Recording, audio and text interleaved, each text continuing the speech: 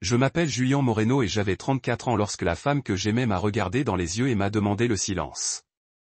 Pas une pause dans une dispute, pas une pause pour reprendre son souffle. Le silence. De celui qui vous atteint jusqu'aux os et vous glace le cœur. Camille Torres, 31 ans, brillante, belle, à moi depuis 5 ans, était assise en face de moi, au bord de notre canapé gris usé. Ses mains étaient soigneusement jointes sur ses genoux, mais ses doigts tremblaient comme s'ils voulaient courir. Elle ne ressemblait même pas à elle-même. Pas d'eyeliner, pas de gloss.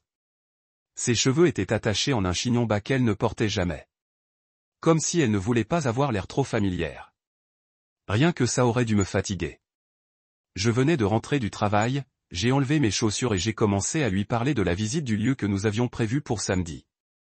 Le domaine près du vignoble a une ouverture en juin, avais-je dit en me servant un verre d'eau. Ce n'est qu'à 30 minutes en voiture. On pourrait même prendre quelques photos pendant qu'on est là. Sentir la lumière. C'est là qu'elle m'a arrêté. Julien, a-t-elle dit doucement, mais sa voix était pesante. Je me suis tourné vers elle. Ses yeux étaient déjà vitreux. J'ai besoin d'espace pour tout. Le travail m'étouffe. L'organisation du mariage est plus une pression qu'une joie. J'ai juste besoin d'être seul un moment. Au début, j'ai hoché la tête. J'avais déjà entendu ce genre de choses, surtout en période de stress. Je pensais qu'elle parlait peut-être d'un week-end au spa ou de quelques nuits chez sa sœur Maya, juste pour décompresser. Alors j'ai demandé doucement. Quelques jours. Non, a-t-elle dit sans cligner des yeux. Quelques semaines? J'ai eu la bouche sèche. Des semaines? Elle a hoché la tête. J'ai reposé mon verre. Qu'est-ce que ça veut dire? Tu veux mettre en pause l'organisation du mariage ou nous? Elle a dégluti difficilement. Pas de SMS, pas d'appel, pas de nouvelles, juste du temps seul. J'ai besoin de réfléchir. C'était le moment. J'ai eu l'impression qu'une corde se rompait en moi. Pas un claquement dramatique, plutôt comme le déchirement silencieux de quelque chose qui se déchire de l'intérieur. Mon cœur ne battait pas la chamade. Mon esprit ne hurlait pas.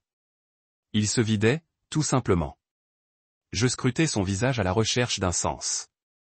Quelque chose qui ressemblait à la femme qui s'endormait contre mon épaule pendant les soirées cinéma ou qui fredonnait en se brossant les dents. Mais je ne voyais qu'une résolution, ferme et fragile. Elle avait déjà pris sa décision. Y a-t-il quelqu'un d'autre? Demandai-je doucement. Ce n'était pas une accusation. C'était de la légitime défense. Une attaque préventive contre le chagrin. Elle cligna des yeux une seule fois. Non, dit-elle trop vite. J'ai juste besoin de clarté. J'aurais dû insister. J'aurais dû écouter cette lueur de doute qui me rongeait les côtes. Mais je ne l'ai pas fait. Parce que quand on aime quelqu'un aussi profondément, on n'a pas d'instinct pour le combattre.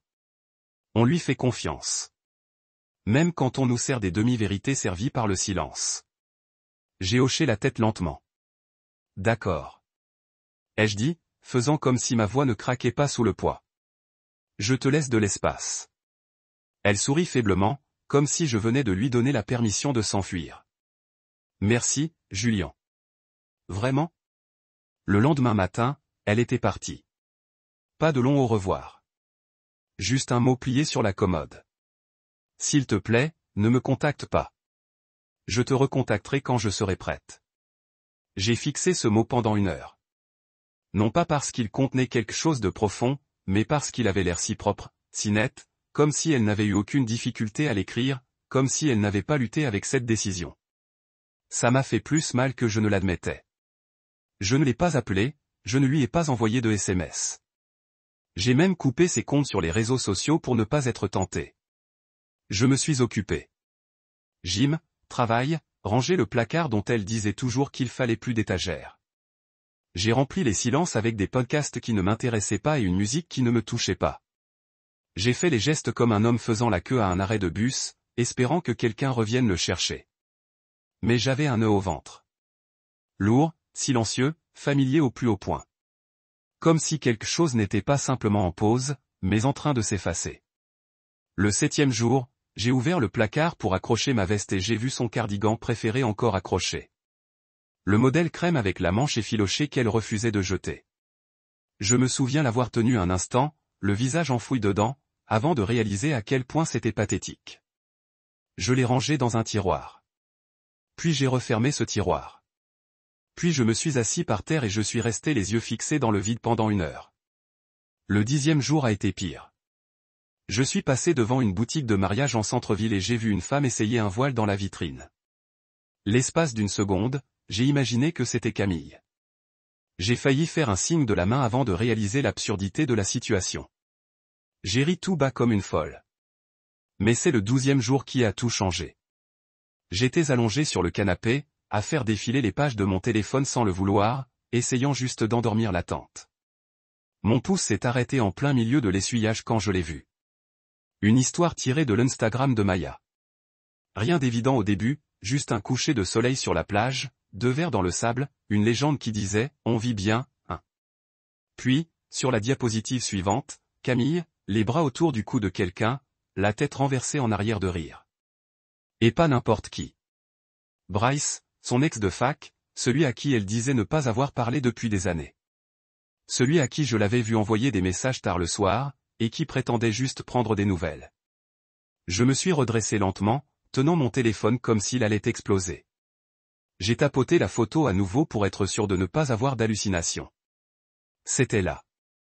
Son rire, ses bras, leurs corps serrés l'un contre l'autre comme un couple en lune de miel.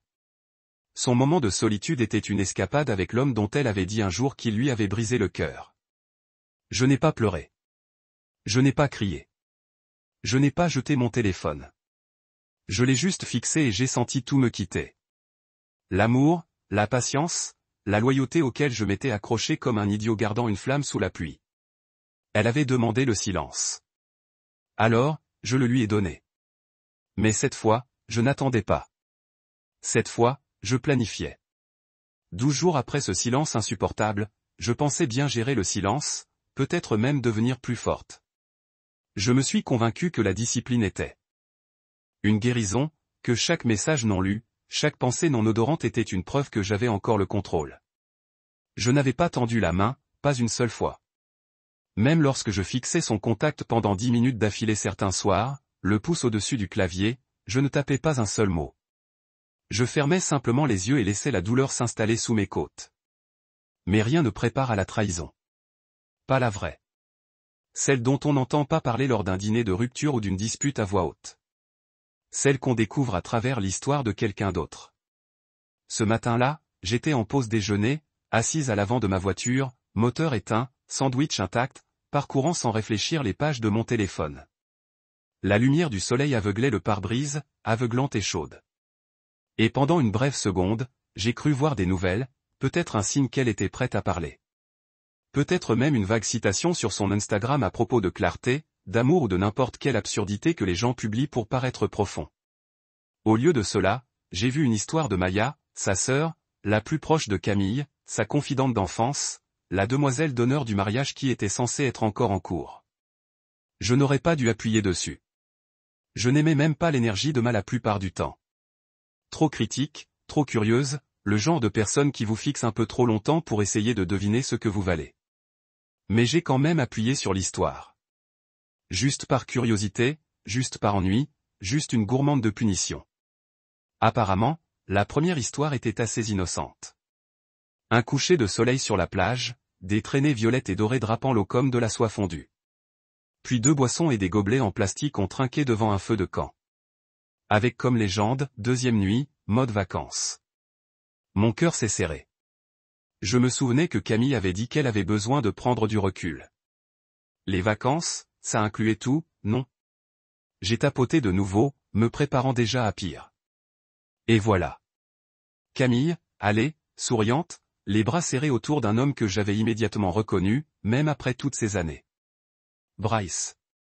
Il était plus grand maintenant, plus large, la mâchoire un peu plus prononcée, les cheveux plus courts que dans mes souvenirs des vieilles photos Facebook. Mais son sourire narquois était le même. Ce regard arrogant et suffisant, comme si le monde venait de lui décerner un autre prix pour n'avoir absolument rien fait pour le mériter. Camille était blottie contre lui comme s'ils étaient faits du même os. Elle riait, vraiment riait, la tête renversée en arrière, les yeux fermés comme si je ne l'avais jamais fait rire aussi forte en 5 ans. Je n'ai pas bougé. Je n'ai pas cligné des yeux. C'était comme si tous mes nerfs se blottissaient d'un coup. J'ai fixé l'image jusqu'à la fin de l'histoire, et la suivante s'est automatiquement mise en file d'attente. Cette fois, une vidéo floue de vagues déferlantes et de quelqu'un, probablement Camille, qui hurlait joyeusement en arrière-plan. Je me suis réveillé. J'étais assise là, le téléphone posé sur ma cuisse, les mains libres sur mes genoux, et j'essayais de respirer, mais rien ne semblait réel. Le monde extérieur au pare-brise était normal. Des gens qui marchaient, qui klaxonnaient, le type du camion de tacos qui hurlait des ordres à quelqu'un en espagnol. Mais au fond de moi, quelque chose s'est effondré, pas d'un coup. C'était lent. Comme quand les plaques de plâtre commencent à se décoller avant que le mur ne s'effondre, une couche après l'autre. Et en dessous, que de la poussière. J'aurais aimé pouvoir dire que j'avais réagi avec fureur, que j'étais allé directement chez Maya ou que j'avais envoyé à Camille un message truffé de jurons que je n'avais jamais prononcé, mais je ne l'ai pas fait. Je n'ai même pas murmuré son nom. J'ai juste regardé fixement. La trahison n'était pas forte. Elle était engourdie, lourde, comme une tentative de crier sous l'eau. Quand j'ai enfin redémarré la voiture, je ne me sentais plus moi-même. J'avais l'impression d'être quelqu'un qui vient de voir sa propre vie de l'extérieur. Je suis passé devant notre appartement sans m'arrêter. J'ai continué jusqu'à la sortie de la ville et me suis garé près du belvédère où nous nous asseyions les dimanches soirs. C'était le même endroit où je lui avais dit que je l'aimais. J'avais emballé des fraises ce jour-là. Elle a fait semblant de ne pas pleurer, mais sa voix s'est brisée lorsqu'elle a répondu. Je me souviens avoir pensé raconter cette histoire à nos enfants un jour. Maintenant, j'étais juste assis là, même siège, même vue, un autre homme. Je suis rentré chez moi ce soir-là, j'ai changé les draps, j'ai ouvert la fenêtre de la chambre et j'ai laissé l'air nocturne glacer les coins de la pièce où son parfum persistait. Je n'ai pas touché aux photos. Pas encore. Je voulais d'abord me souvenir de ce sentiment.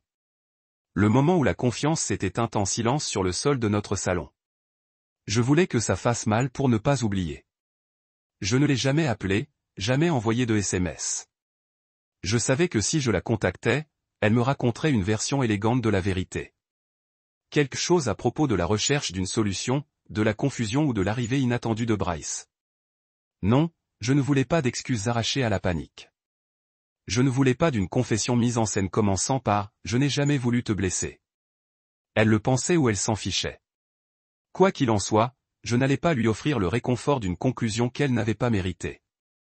Au lieu de cela, j'ai ouvert mon ordinateur portable et commencé à faire une liste. Pas une liste mesquine. Pas une liste de noms ou de plans de vengeresse. Une liste de tout ce que j'avais payé. Le lieu, le traiteur, l'acompte pour les alliances, cette stupide machine à expresso à $1100, elle devait absolument l'avoir. C'est un cadeau partagé, avait-elle dit en souriant. On se réveillera ensemble et on préparera un expresso comme les Européens. Je me souvenais avoir hoché la tête alors même que ma carte de crédit gémissait en signe de protestation. Ligne par ligne, j'ai suivi chaque odeur. Non pas parce que je voulais la poursuivre en justice. Non pas parce que je pensais qu'elle me rembourserait un jour, mais parce que je devais me rappeler que j'avais investi dans quelque chose de vrai pendant qu'elle prenait des vacances avec son passé. Je devais être celui qui voyait la vérité en premier, pas l'idiot laissé dans le noir, implorant l'honnêteté. Et ce soir-là, alors que je me tenais dans la cuisine à regarder la machine à expresso s'allumer avec un léger bourdonnement, j'ai compris quelque chose. Elle disait qu'elle avait besoin de silence. Alors, j'allais le lui offrir, pas seulement pour quelques semaines, mais pour toujours. La première chose que j'ai faite a été d'ouvrir le tiroir où nous gardions tous les papiers du mariage. Je l'ai fait glisser lentement comme si je tirais sur le cordon d'une grenade. Il était là, notre classeur de mariage. Un petit truc kitsch que Camille avait insisté pour que nous ayons. Des spirales roses, une couverture en simili-cuir souple et un autocollant doré sur lequel était écrit « Notre éternité commence ici ». J'ai longuement scruté ces mots. Puis je l'ai ouvert. Des reçus, des contrats, des cartes de visite, des onglets de couleur qu'elle avait fabriqués avec des post-it et des étiquettes autocollantes. Lieu, $2, 2 cents d'acompte sur ma carte de débit. Traiteur, $1600. Réservation via son service de livraison de produits frais préférés, encore une fois, payé par mois. Les fleurs étaient un peut-être, mais la machine à expresso, non. Elle m'a traîné dans 5 magasins pour trouver le bon, puis a souri gentiment en passant ma carte comme si c'était la sienne. C'est un investissement, avait-elle dit. Pour nous. Cette phrase me faisait rire, pour nous. Ça sonne toujours noble quand c'est pratique. Mais maintenant, j'ai regardé autour de moi dans notre appartement et je n'ai vu que des souvenirs de ce que j'avais investi dans un avenir qui ne m'incluait pas vraiment. Alors, je me suis mis au travail. Je n'ai pas crié. Je n'ai rien jeté. Je n'ai pas appelé d'amis pour me défouler ni publié une citation cryptique en ligne. Je me suis juste assis, stylo à la main, et j'ai commencé à cataloguer tout ce qui portait mon nom, ce qui, en fin de compte, était tout. Le bail était à mon nom, les meubles étaient à ma charge, les charges étaient prépayées, même les abonnements de streaming. Camille avait un jour plaisanté en disant que j'étais le directeur financier de notre relation. Il s'est avéré qu'elle ne plaisantait pas. J'ai pris un bloc-notes jaune dans le tiroir de mon bureau et j'ai commencé une liste. J'ai noté chaque charge, chaque dépense partagée, chaque engagement lié à un mariage qui n'aurait jamais lieu. Je l'ai fait discrètement, méthodiquement, comme si je fermais une entreprise, parce que c'était ce que je ressentais. Une entreprise qui avait l'air bien sur le papier, qui avait attiré des investisseurs, qui avait été lancée avec de grands rêves, puis qui a fait faillite sous le poids d'un mensonge. J'ai passé 3 coups de fil ce soir-là. D'abord, le lieu. J'ai expliqué que nous annulions. La femme au téléphone était polie, presque trop joyeuse. Oh, c'est dommage, monsieur Moreno. Elle a dit que la compte n'était malheureusement pas remboursable, mais que nous pouvions vous offrir un avoir si vous reprogrammiez dans les 12 mois. Je lui ai dit que nous ne reprogrammerions pas. Elle a marqué une pause. Bon, j'espère que ça va s'arranger, monsieur. Ensuite, il y a eu le traiteur. Même histoire, à compte non remboursable. Je n'ai pas protesté, je n'ai pas discuté, j'ai juste demandé des emails de confirmation. Elle les a envoyés dans l'heure. Troisièmement, il y a eu le bijoutier. Les bagues n'avaient pas encore été récupérées, mais elles avaient été commandées sur mesure. Je leur ai demandé de les garder à mon nom et d'annuler la commande de Camille. Tout va bien, a demandé la femme délicatement. J'ai répondu, oui, parce que qu'étais-je censé dire d'autre? Que ma fiancée était à la plage avec son ex pendant que je démêlais 5 ans de loyauté des murs de notre appartement. Après ça, je me suis connecté à l'application de prêt immobilier. Toutes les mensualités avaient été prélevées sur mon compte. Pas une seule fois elle n'avait proposé de les partager. Elle disait, tu es plus doué avec l'argent, les bijoux. Tu fais les choses importantes. Alors, je l'ai fait. J'ai fait les choses importantes, les choses difficiles. Et maintenant, je fais la dernière chose, récupérer ce qui m'appartenait. J'ai sorti mon trousseau de clés et j'ai regardé la clé de l'appartement. Ensuite, je suis allé à la quincaillerie acheter une nouvelle serrure. Je l'ai remplacée moi-même, debout sur le porche, un tournevis à la main, une rage froide au cœur qui faisait de chaque tour de vis une justice. Elle ne voulait aucun contact. Elle l'obtiendrait. Tout. J'ai emballé ses affaires les jours suivants, non pas avec amertume, mais avec précision. Ses robes, ses chaussures, sa gamme de soins qui occupait 75% de notre salle de bain. J'ai trouvé ses bougies préférées, celles qui, selon elle, l'aidaient à rentrer, et je les ai délicatement placées dans une boîte à part. Je n'étais ni cruel ni vindicatif. Je ne voulais simplement aucune trace d'elle dans l'espace que je me réappropriais. Il ne s'agissait pas de la punir. Il s'agissait de me protéger. J'ai gardé la machine à expresso. Je me suis tenu devant ce premier matin, regardant la vapeur s'élever dans l'air, et je me suis dit que ce serait un nouveau départ. Non pas que je me souciais de la machine, mais parce qu'elle représentait quelque chose qu'elle pensait pouvoir revendiquer. Mais elle ne l'avait jamais payé, ne l'avait jamais mérité, et j'en avais assez de donner des morceaux de moi-même à des gens qui n'aimaient que mon confort. Elle ne m'avait pas envoyé de SMS, ne m'avait pas appelé. Je suppose que dans son esprit, le temps continuait de tourner pour cet espace qu'elle avait demandé. Mais le temps a le don de révéler ce que les gens pensent vraiment. Si vous demandez le silence, mieux vaut être prêt à ce qu'il apporte. Et le mien, il n'était plus fondé sur l'espoir. Il était fondé sur la clarté. Je n'en ai parlé à personne tout de suite. Ni à ma mère, ni à mes collègues. J'ai juste laissé la journée s'étendre, paisible et tranquille. J'allais travailler, je rentrais, je cuisinais, je faisais le ménage, je regardais des films en silence. Pas un silence solitaire, juste un silence qui ne donnait plus l'impression d'attendre. Et puis un soir, je me suis assis sur le canapé où elle avait demandé de l'espace pour la première fois, et je l'ai dit à voix haute pour la première fois. Je ne suis pas en colère. Ça m'a surpris, mais c'était vrai. Je n'étais pas en colère. J'en avais fini.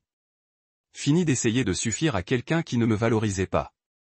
Fini d'investir dans un avenir avec quelqu'un qui pensait que la trahison pouvait se faire passer pour une rupture. Fini de faire de la place à quelqu'un qui considérait l'amour comme une option plutôt que comme un engagement. Elle disait avoir besoin d'espace, alors je le lui ai donné. J'ai rempli cet espace de limites, de cadenas, d'une force tranquille. Et quand elle reviendrait, parce qu'au fond je savais qu'elle le ferait, elle ne retrouverait pas l'homme qui attendait tranquillement. Elle trouverait quelqu'un qui se souvenait enfin de sa valeur. C'était un mardi quand mon téléphone a sonné d'un numéro bloqué. Je venais de rentrer de la salle de sport, serviette en bandoulière. T-shirt trempé de sueur et clé encore en main. J'ai laissé sonner une première fois. Puis, je me suis dit que c'était peut-être un arnaqueur ou peut-être un de ces vendeurs de salles de sport trop enthousiastes qui proposait une prime de fidélité. Mais quelque chose dans la façon dont l'écran s'est rallumé une troisième fois.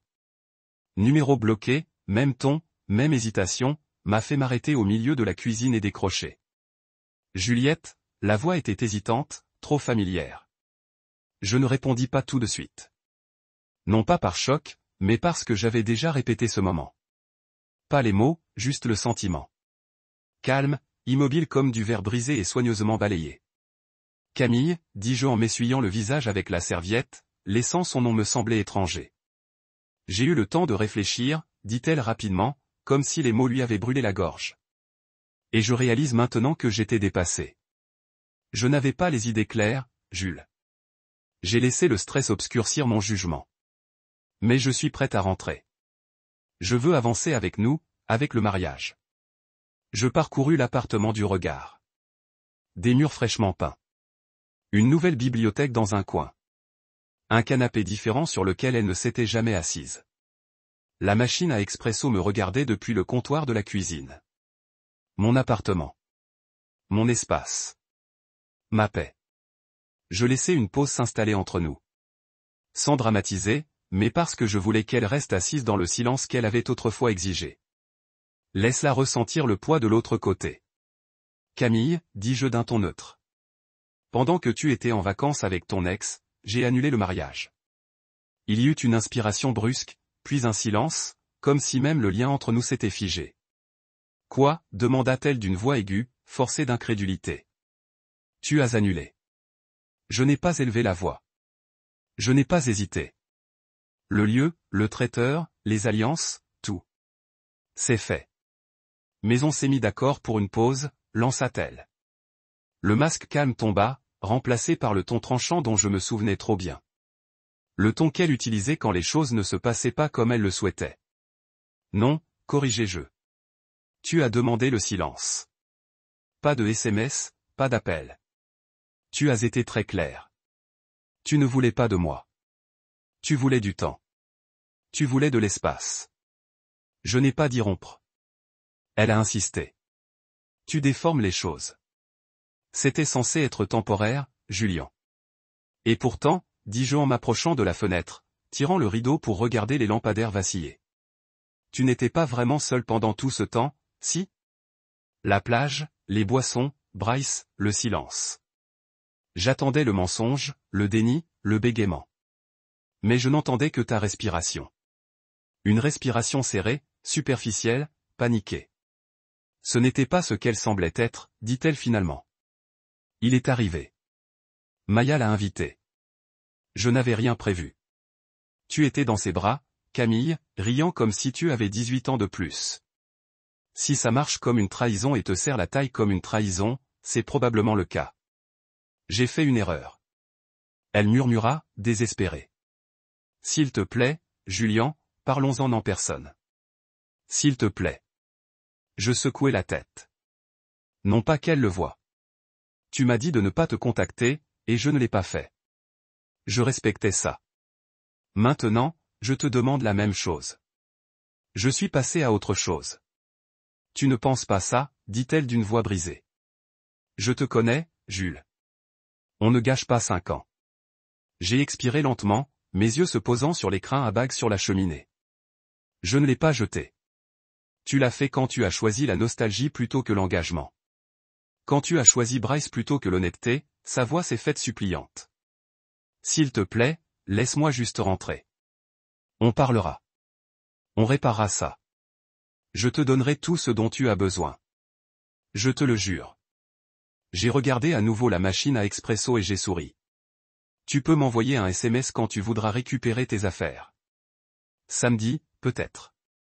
Je laisserai les cartons à la porte. Julian, sa voix était douce maintenant. Blessé, essayant de trouver une version de moi qui lui appartenait encore. Oh, et Camille, ai-je ajouté en ouvrant le réfrigérateur comme si c'était un mardi comme les autres. La machine à expresso reste, Alta TL. C'était notre carte, mon cadeau, ma machine. Et puis j'ai raccroché. Pas de drame, pas de cri, pas de dernier mot trempé de chagrin. Juste un clic. Le grand nettoyage. Je me tenais au milieu de ma cuisine, toujours torse nu, toujours trempé de sueur, toujours calme. J'ai laissé le silence s'étirer à nouveau, mais cette fois, il n'était pas froid. Ce n'était pas du chagrin. C'était de la satisfaction. Elle s'attendait à retrouver la vie qu'elle avait abandonnée, comme si elle s'était arrêtée pour elle. Comme si j'étais un point de sauvegarde où elle pourrait se ressourcer une fois son fantasme éteint. Mais je n'étais pas un plan B. J'étais celui qui restait quand c'était dur. Celui qui payait les acomptes, qui était présent, qui ne partait jamais. Et maintenant, c'était moi qui partais. Elle m'a envoyé un texto tard jeudi soir. Court et concis. Samedi à 15h. Je viendrai chercher mes affaires. Pas d'émoji.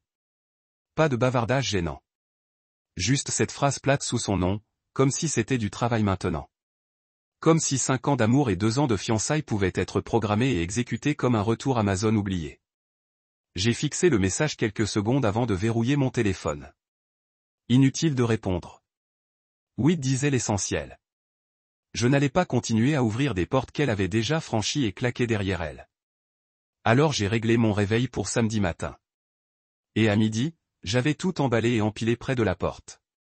C'était étrange la façon dont je me déplaçais dans l'appartement ce matin-là, silencieuse, régulière, comme si je traversais les vestiges d'une exposition de musée, ces vestes dans le placard, ces albums photos sur l'étagère du bas, ces flacons de parfum dans le meuble de la salle de bain. J'avais tout emballé soigneusement, non par gentillesse envers elle, mais par dignité envers moi-même. Je n'allais pas balancer ces affaires par la fenêtre ni les jeter dans des sacs poubelles comme un personnage de feuilleton amer. Je voulais qu'elle voie dans chaque carton soigneusement fermé et chaque couvercle clairement étiqueté que j'étais calme, concentré, imperturbable. Carton 1, chaussures. Carton 2, vêtements. Carton 3, articles de toilette. Carton 4, livres et souvenirs. Carton 5, ustensiles de cuisine qu'elle avait achetés et que je n'aimais pas mais que je tolérais pour avoir la paix. Et enfin, carton 6, bougies diverses, plaids, quelques cadres photos que je ne supportais plus de regarder. Je les ai laissés près de la porte, juste sous les patères où nous avions l'habitude d'accrocher nos parapluies. Puis j'ai passé l'aspirateur, allumé une bougie, une des miennes, pas la sienne. J'ai préparé un expresso avec la machine qu'elle jurait avoir choisie pour nous deux, et je me suis assis devant l'îlot central de la cuisine, sirotant lentement, savourant le goût de quelque chose qui me semblait enfin être le mien. 15 heures précises. On a sonné. Je me suis levé et j'ai ouvert, m'attendant à la voir, rien qu'elle. Mais Camille n'est pas venue seule. Derrière elle se tenait Maya, les bras croisés, les lèvres déjà retroussées d'irritation, et Sylvia, sa mère. La mère de Camille était le genre de femme à porter des perles au brunch et à faire des compliments avec des dates de péremption. Je sentais le parfum avant même qu'elle ne mette les pieds à l'intérieur. Un mélange de surcompensation et de jugement. Camille portait un jean moulant et un blazer, les cheveux bouclés avec trop de soin, comme si elle avait besoin de contrôler quelque chose. Maya était une sportive, des lunettes de soleil sur la tête comme une armure. Et Sylvia, eh bien, Sylvia avait l'air sur le point de négocier la libération d'un otage. Julian, commença-t-elle avec ce sourire étiré sur son visage comme un masque. On était juste venu récupérer les affaires de Camille, mais on espérait pouvoir discuter un peu. Non. Ma voix était claire, ferme. J'ouvris la porte plus grand et désignai les cartons. Ces affaires sont là. Tout est emballé. Ça ne sera pas long. Camille serra les lèvres. Elle regarda l'appartement comme si elle s'attendait à ce qu'il soit pareil. Nos coussins, sa décoration murale préférée, la photo encadrée de nous au mariage de sa cousine qui trônait sur la table basse, mais les murs étaient nus maintenant. La photo avait disparu. L'espace était froid, neutre. Il n'y avait plus ces empreintes digitales. Maya ricana. Tu as vraiment tout emballé comme si nous étions des inconnus. Je me tournai vers elle. Tu le es.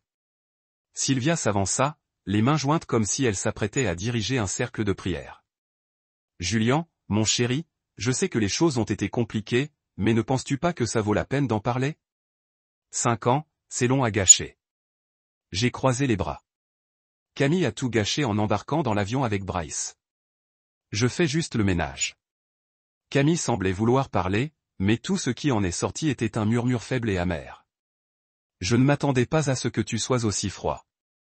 Non, j'ai dit que tu t'attendais à ce que j'attende de bouder pour te pardonner dès que tu t'excuserais. Mais je ne suis pas un paillasson, Camille. Je ne vis pas en attente. L'expression de Sylvia changea. Moins maternelle maintenant, plus insultée. Tu n'as pas à être cruel. Je ne le suis pas, ai-je répondu en désignant à nouveau les cartons. C'est de la gentillesse. Tu as demandé de l'espace. Je l'ai honoré. Je n'ai pas traîné ton nom dans la boue. Je n'ai pas posté de capture d'écran ni envoyé de SMS furieux. J'ai emballé ta vie dans 6 cartons et je t'ai laissé partir en silence. C'est plus de grâce que la plupart des gens n'en accorderaient.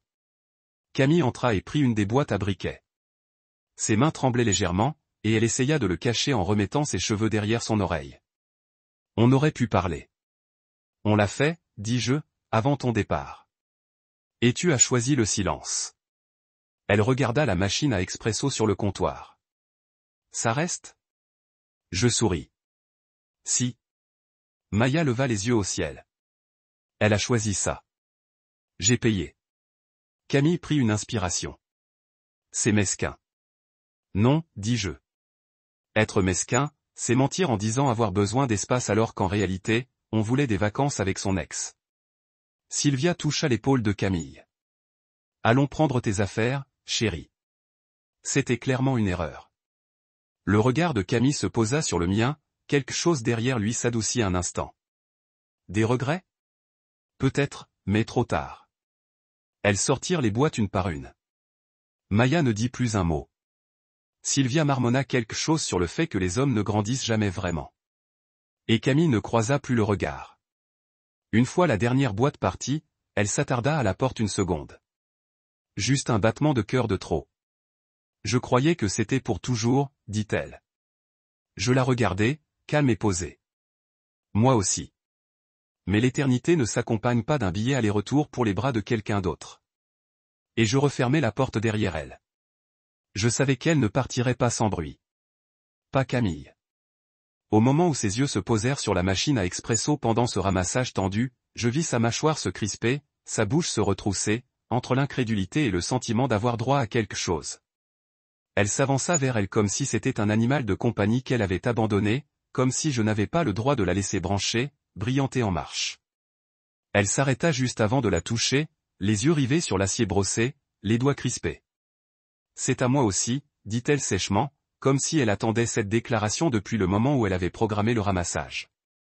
Je l'ai choisi. Je me suis renseigné. Elle était censée être à nous. Je n'y ai même pas jeté un coup d'œil. J'ai juste pris une gorgée de l'expresso dans ma main. Température parfaite, crème parfaite. Le genre de détail qu'elle n'appréciait jamais vraiment. Tu l'as choisi. J'ai accepté en abaissant lentement la tasse. J'ai payé. Et soyons clairs, il n'y a plus d'heure. Elle a cligné des yeux, stupéfaite. Je voyais Maya qui regardait depuis la porte, les bras croisés, se mordillant l'intérieur de la joue comme si elle appréciait un peu trop. Sylvia a ouvert la bouche pour dire quelque chose, puis l'a refermée. Pour une fois, elle comprenait que ce n'était pas de son ressort. Tu es ridicule, a rétorqué Camille. J'ai seulement demandé une pause parce que j'étais dépassé. Tout allait trop vite. Non, ai-je dit, appuyé contre le comptoir, calme et mesuré. Tu as demandé le silence. Tu as demandé de l'espace. Et puis tu as utilisé cet espace pour passer du temps avec Bryce. Ses bras croisés sur sa poitrine. Cette posture de défense familière qu'elle adoptait quand sa logique s'estompait. Bryce n'était pas la raison pour laquelle je suis parti. Il était juste là. Tu n'as pas croisé Bryce, Camille, ai-je dit en riant amèrement. Tu as réservé une maison sur la plage. Tu as ri dans ses bras. Tu as bu des cocktails avec lui pendant que j'étais là.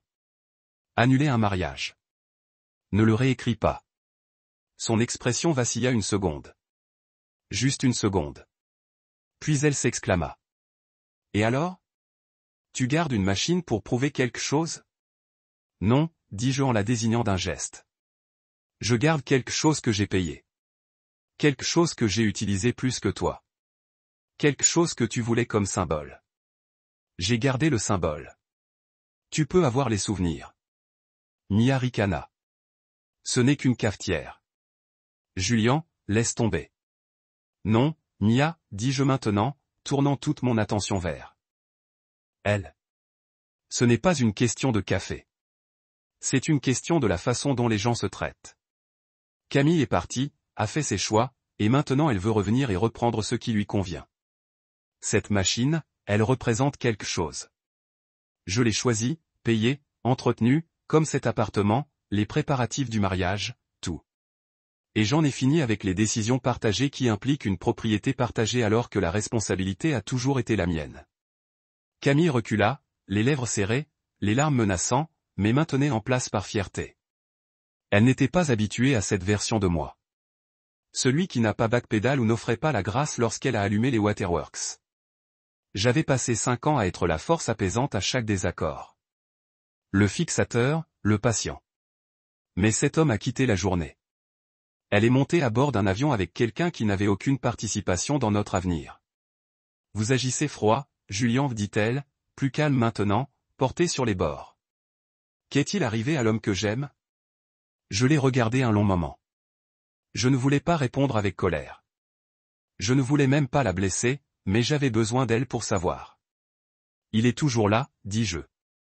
Mais il ne laisse plus les gens à son visage.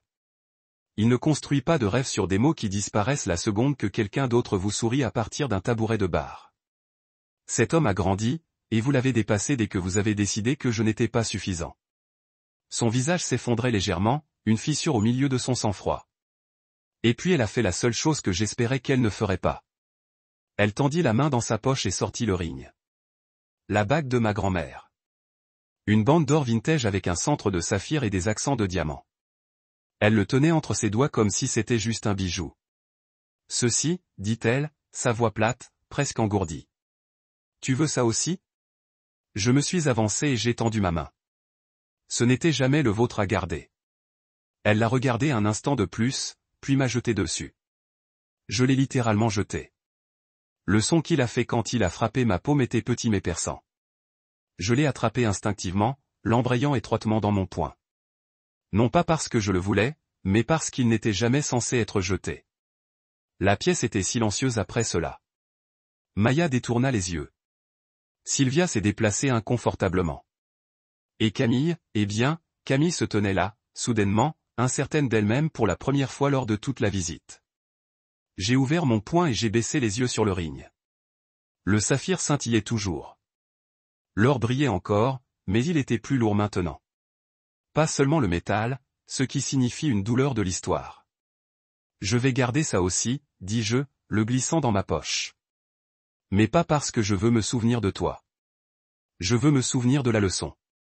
La voix de Camille a craqué. Alors c'est tout. C'est comme ça que nous terminons. Non, dis-je doucement. C'est ainsi que vous avez terminé. Je vis juste dans la vérité maintenant. Ils sont partis peu de temps après. Pas de câlin, pas de mots de séparation, juste le mélange des boîtes et le slam silencieux d'une porte de voiture. Je n'ai pas regardé depuis la fenêtre. Je ne l'ai pas rejoué dans mon esprit. Je me tenais juste là en sirotant le dernier de mon expresso, laissant le silence fleurir à nouveau autour de moi. Mais cette fois, il ne faisait pas froid. C'était la fermeture. Je tranchais Red Bell Peppers lorsque l'email a frappé. Un carillon familier, une ligne d'objets qui a commencé avec la notification juridique de Camille Torres. J'ai essuyé mes mains sur un torchon et je me suis penché sur l'îlot de la cuisine, au téléphone dans une main, je fronce les sourcils qui se formaient déjà avant le chargement du message. Pendant une seconde, j'ai pensé qu'elle tenait à la main pour s'excuser à nouveau, essayant peut-être de récupérer un déchaînement de fierté. Mais non. Si joint à l'email était un PDF d'un cabinet d'avocats dont je n'ai jamais entendu parler. Des mots de langue froide comme la détresse émotionnelle, les biens partagés, la compensation financière. En fait, j'ai ri à haute voix, non pas parce que c'était drôle, mais parce que c'était tellement sur la marque. Camille ne pouvait pas partir avec responsabilité, alors maintenant elle voulait partir avec un effet de levier. Le document a décrit ses demandes. C'est ce qu'ils les ont appelées, exige. Elle voulait le remboursement pour sa partie des dépenses de mariage. Sa portion comme si la facture de restauration n'avait pas autorisé mon compte bancaire. Comme si le lieu ne m'avait pas construit directement. Comme si la machine à expresso n'avait pas drainé une semaine de salaire de ma carte le lendemain après qu'elle l'ait choisi. 3800 $. C'était le nombre magique. Le total qu'elle prétendait était sa part de ce qui avait été des dépenses mutuellement décidées. En réalité, ce nombre était le mien. Mon coût hors de propos, mes contributions, mon investissement dans un mariage dont elle a couru. Maintenant, elle le voulait parce que ses vacances avec Bryce avaient aigri. Je n'ai pas répondu. J'ai transmis l'email à Monsieur Keane. Caleb Keane n'était pas flashy. Il n'a pas travaillé dans un bureau de verre dans une tour du centre-ville. Il avait un bureau exigu dans un bungalow converti, une tasse de café tachée de façon permanente par des années de caféine et de mépris, et un rire qui craquait comme du bois sec. Il m'avait déjà aidé une fois avec un problème de zonage pour le bâtiment dans lequel je travaillais. Nous n'étions pas des amis proches, mais je lui ai fait confiance, et la confiance à ce moment était tout. Il m'a appelé 2 heures plus tard, s'étouffant presque d'amusement. Elle veut quoi? J'ai lu le message à haute voix juste pour confirmer. Stress émotionnel, propriété partagée, sa partie du mariage. Manque sifflet il bat. Julien, je dois vous dire, c'est l'une des captures de trésorerie de séparage post les plus désespérées que j'ai vues. Et je fais ça 30 ans. Alors, nous sommes bons? Ai-je demandé, sans avoir besoin de rassurer, mais en le voulant de toute façon. Oh, nous sommes plus que bons, a-t-il dit en riant. Laissez-moi vous dire quelque chose, et je veux que vous vous en souvenez. Camille Torres n'a pas de terrain légal pour se tenir debout. Vous avez payé tout pour vos propres comptes, pas de document de co-signature, pas de propriété conjointe, pas de réclamation de mariage en common law. Enfer, tu as canalisé le mariage parce qu'elle a disparu avec son ex-petite amie. Vous pensez qu'un juge va regarder cela et se rallier à elle?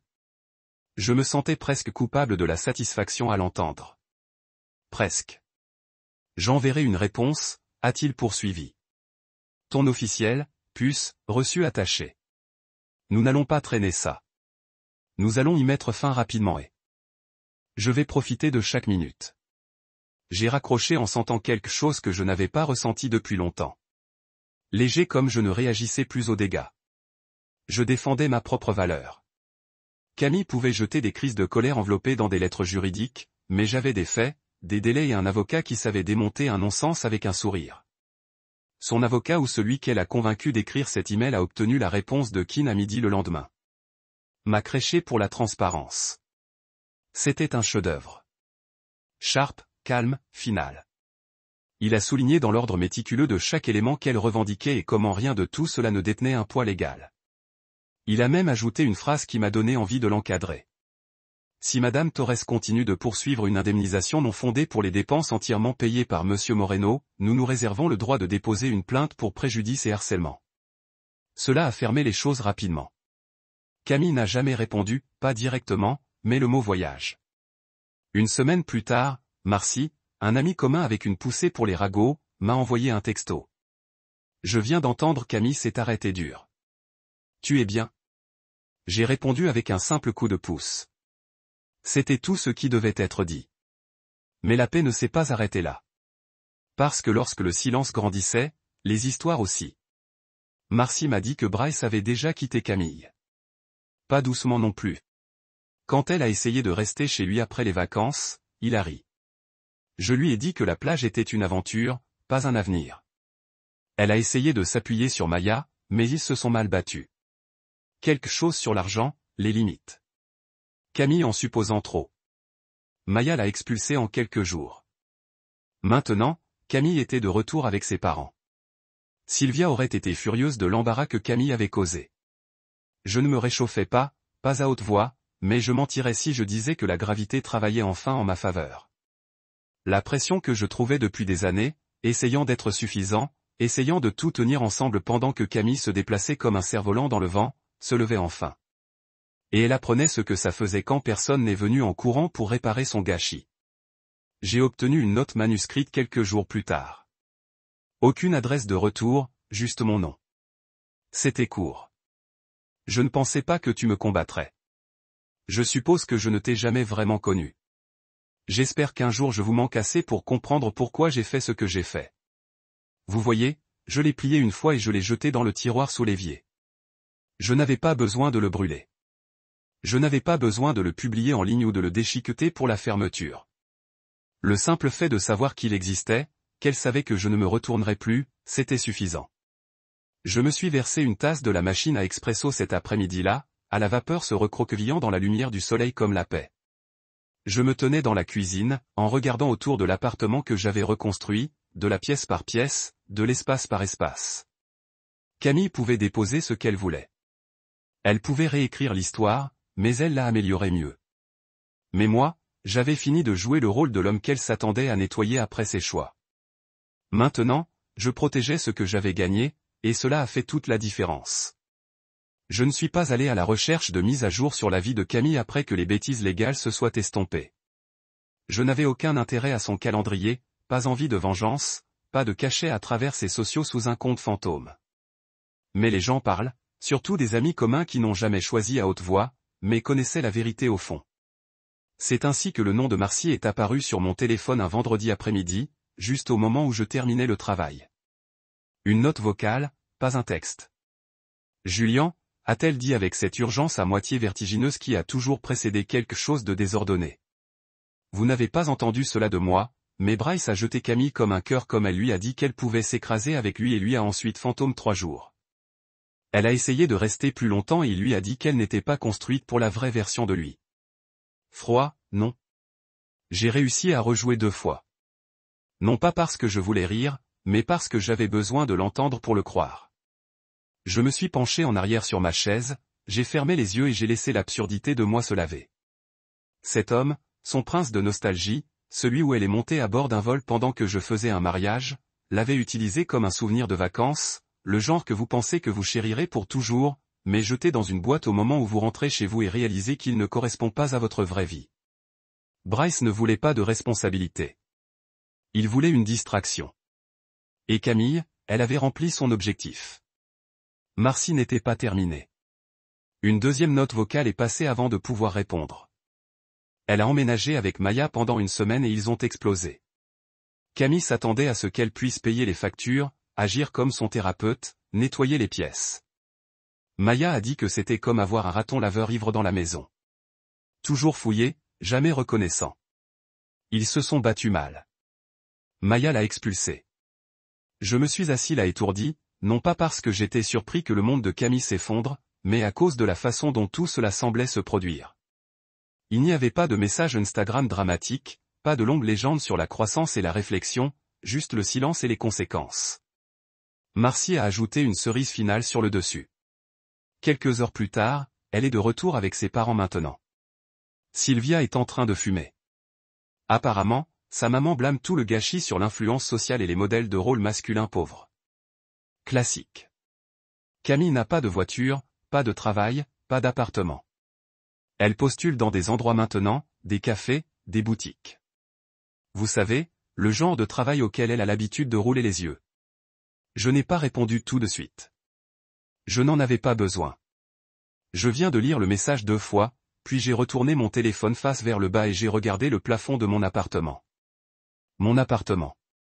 Calme, propre, évolué. J'ai pensé à Bryce. À quel point c'était facile pour Camille de le poursuivre comme s'il était une deuxième chance au lieu d'un drapeau rouge. Sur la façon dont sa mère a toujours parlé de lui comme s'il venait du bon type de famille. Legacy, Ivy League, All Money Charm. Pendant ce temps, j'ai été celui qui travaillait le week-end, à fixer des choses autour de l'appartement. a construit notre brique de vie en brique pendant qu'elle rêvait de ce qui aurait pu être. Il ne s'agissait plus seulement de trahison. Il s'agissait de la rapidité avec laquelle elle avait tout perdu. À quelle vitesse il s'est effondré lorsqu'il ne restait plus pour absorber le coup de ses décisions. Bryce n'était pas un fixateur. Maya n'était pas une secours. Sylvia n'allait pas financer l'échec. Et moi, j'avais quitté le trajet avant de quitter les rails. Je suis tombé sur Maya une semaine plus tard dans un petit marché biologique le 7e. Elle était habillée, pas de maquillage, de leggings, de sweat à capuche, et je pouvais dire de la façon dont sa bouche se resserrait quand elle m'a vu qu'elle se préparait pour quelque chose. Mais j'ai hoché la tête, lui a donné un demi-sourire poli. Maya, Julian. Elle s'arrêta, puis soupira. Écoutez, je sais que les choses sont devenues moches. Pour ce que ça vaut, je comprends maintenant, Camille. Elle ne voit pas vraiment l'épave jusqu'à ce qu'elle se mette aux genoux profondément. J'ai haussé un sourcil. Comment va-t-elle? Elle ne l'est pas, a déclaré Maya franchement. Elle pensait que le monde s'arrêterait pendant qu'elle se présentait. Je pensais que tu serais toujours là à attendre à bras ouverts. Bryce n'était qu'un fantasme. Et quand cela a explosé, elle pensait que je serais le filet de sécurité. Mais j'ai fini de l'attraper. J'ai hoché la tête. Je n'avais pas besoin d'ajouter quoi que ce soit. Maya m'a regardé un instant de plus, puis a marmonné, tu méritais mieux. Tu le fais toujours. Il n'y avait aucune joie à entendre cela. Aucun tour de victoire en la regardant admettre ce que je savais depuis des mois. Mais cela a rapporté. Fermeture silencieuse et inattendue d'une source que je n'aurais jamais pensé l'offrir. De retour à la maison, j'ai allumé une bougie. Le nouveau type. Sandalwood et amber. Pas la merde d'eucalyptus, la camille brûlée qui me faisait des démangeaisons de la gorge. J'ai allumé un record en vinyle, je me suis versé un verre de quelque chose de fort, et je me suis assis près de la fenêtre, en regardant la ville pulser à l'extérieur. J'ai pensé à quel point les illusions peuvent être fragiles. Camille avait toujours été bonne pour organiser sa vie comme une bobine forte. De belles plans, des moments filtrés, une perfection organisée. Mais la réalité ne se plie pas pour les performances. Il vous dépouille.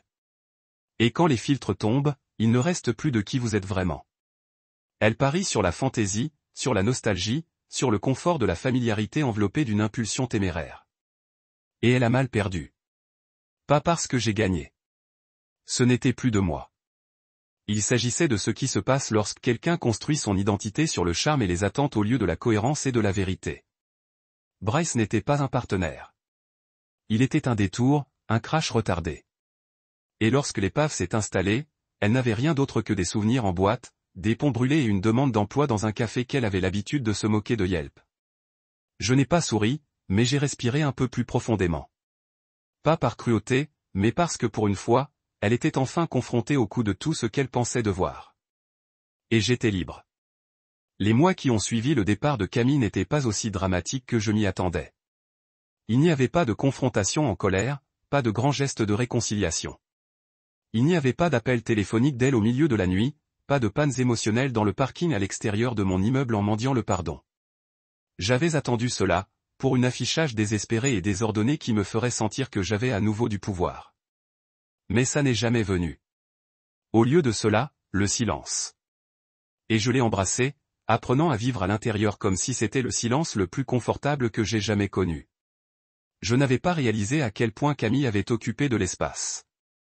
Comment sa présence dans chaque pièce, chaque coin de notre vie avait été comme un bourdonnement constant, un bruit de fond que je m'habituais.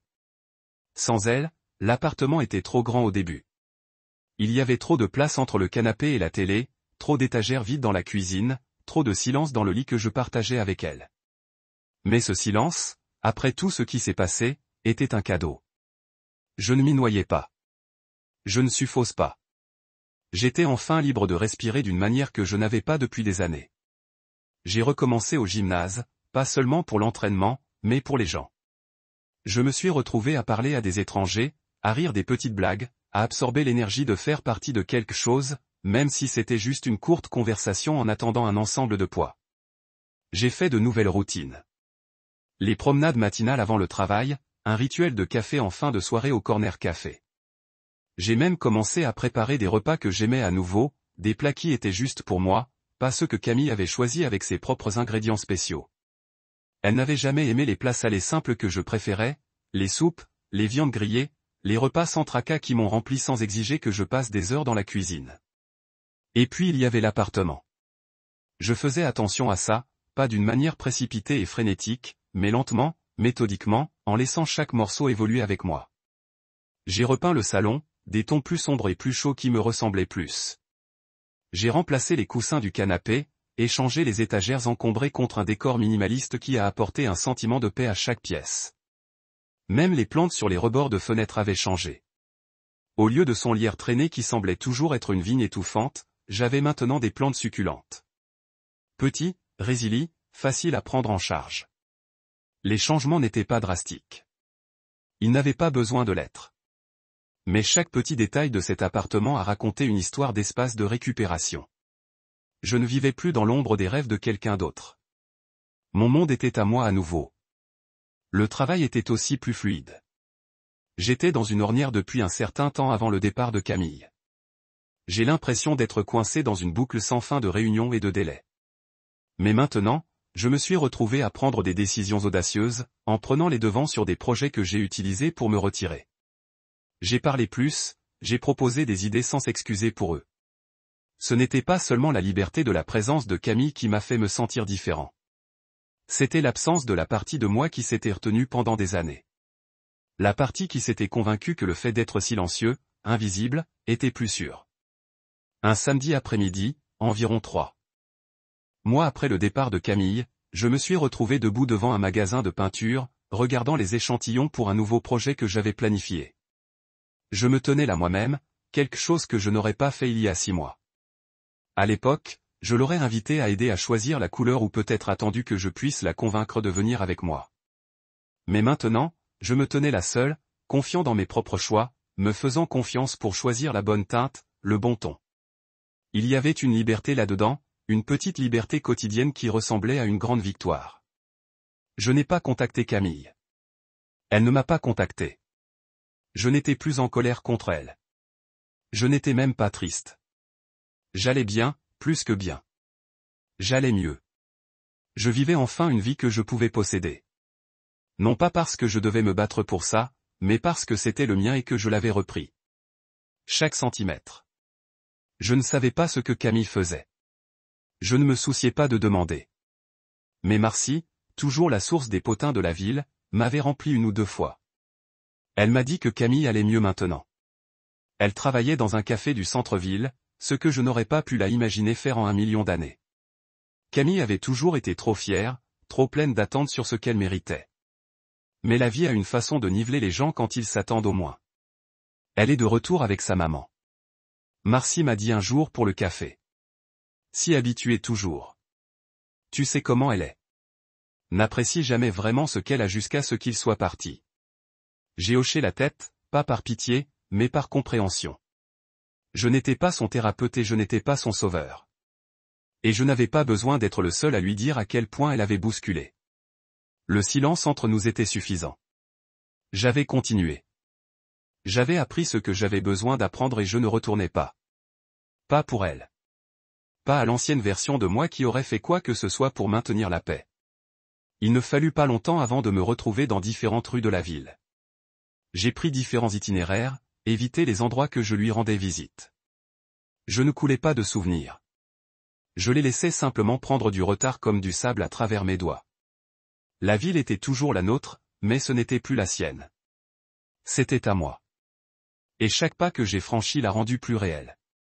Un soir, je me suis emmené dîner dans un petit endroit italien dans lequel je n'étais pas allé depuis des années. C'était mon genre d'endroit préféré.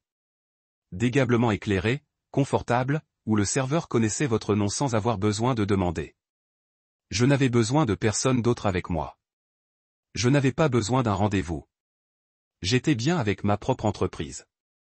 J'ai commandé la lasagne parce qu'elle avait été trop longue et un verre de vin rouge qui allait parfaitement avec.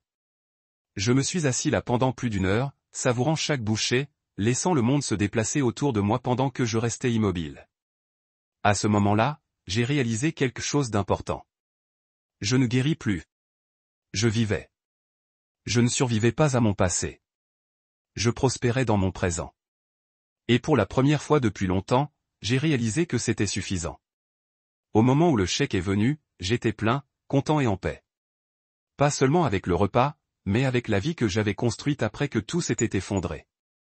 J'ai payé la facture, laissé un pourboire et je suis sorti dans l'air frais de la nuit. La ville s'est étendue devant moi, mais il n'avait pas l'impression d'attendre. Cela n'avait pas l'impression que c'était un rappel de quelque chose que j'avais perdu. C'était comme une route ouverte quand j'étais enfin prêt à marcher. Pour la première fois depuis des années, je n'ai pas ressenti le besoin de regarder en arrière. Camille a toujours eu cette façon de croire que le monde se replierait parfaitement autour de son timing. Si elle avait besoin d'une pause, le monde s'arrêterait. Si elle faisait une erreur, les gens attendraient qu'elle le répare à ses propres conditions.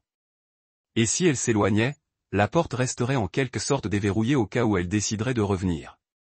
J'avais l'habitude de faire partie de ce monde.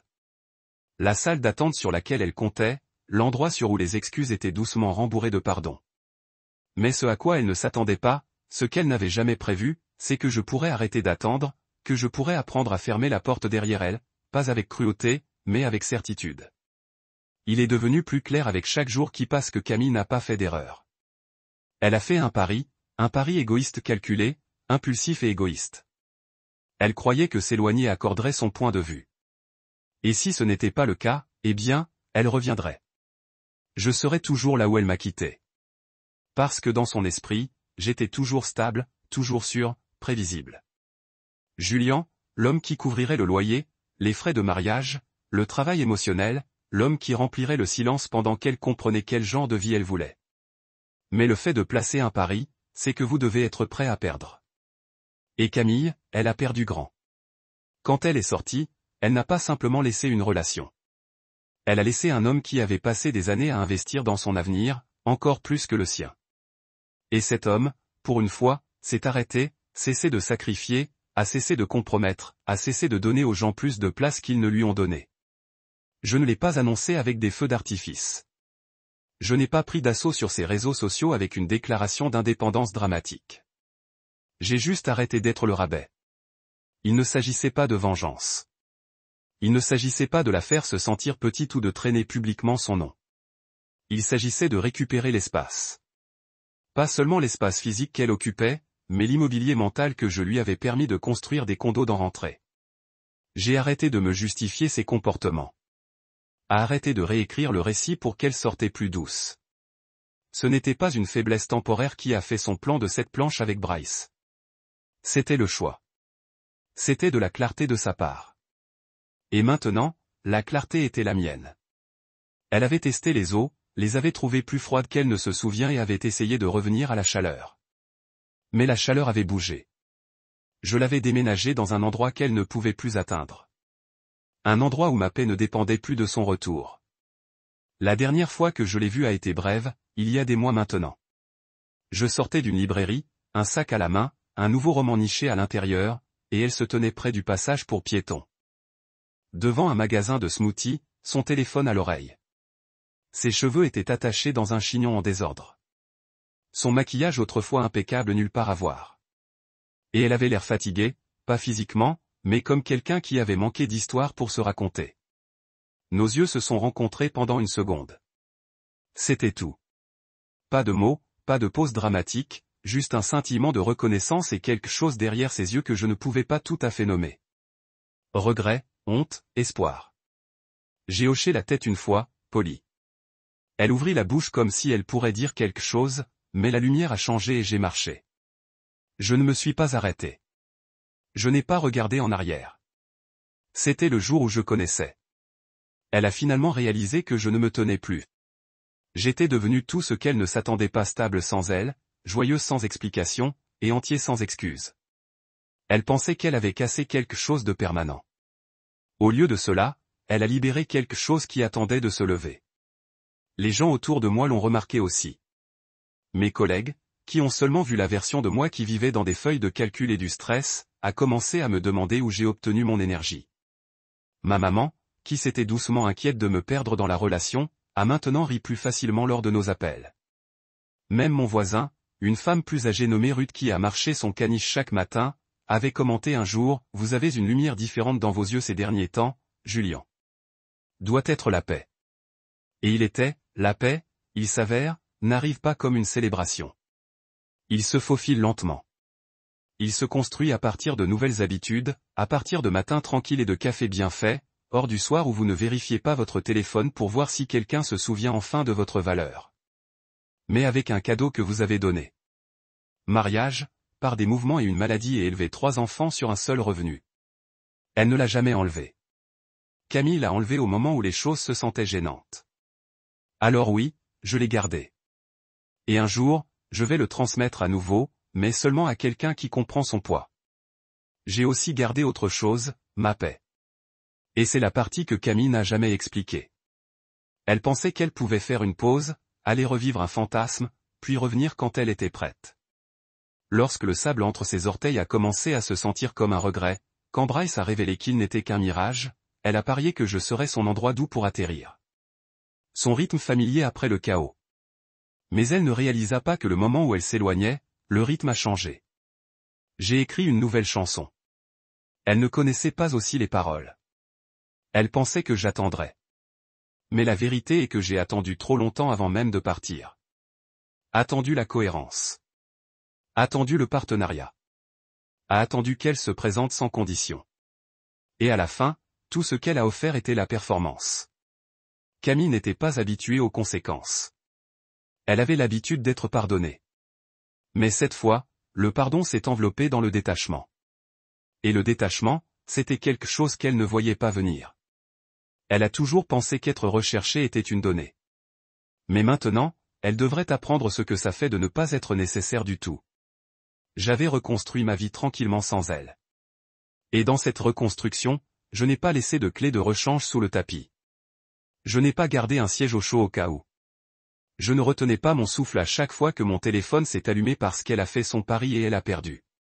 Elle a perdu l'appartement, les plans, le mariage, la cafetière et l'homme qui croyait qu'elle était pour toujours. Et moi, je gagne moi-même. Plus de compromis qui me laissent me sentir comme un fantôme dans ma propre vie. Plus besoin d'habiller mes besoins en silence afin que quelqu'un d'autre puisse être à l'aise. En espérant plus que quelqu'un deviendrait le partenaire qu'il avait promis d'être un jour. Un jour n'est jamais venu. Et remercier Dieu pour cela parce qu'aujourd'hui, je suis entier. Ne pas attendre, ne pas se remettre, juste entier.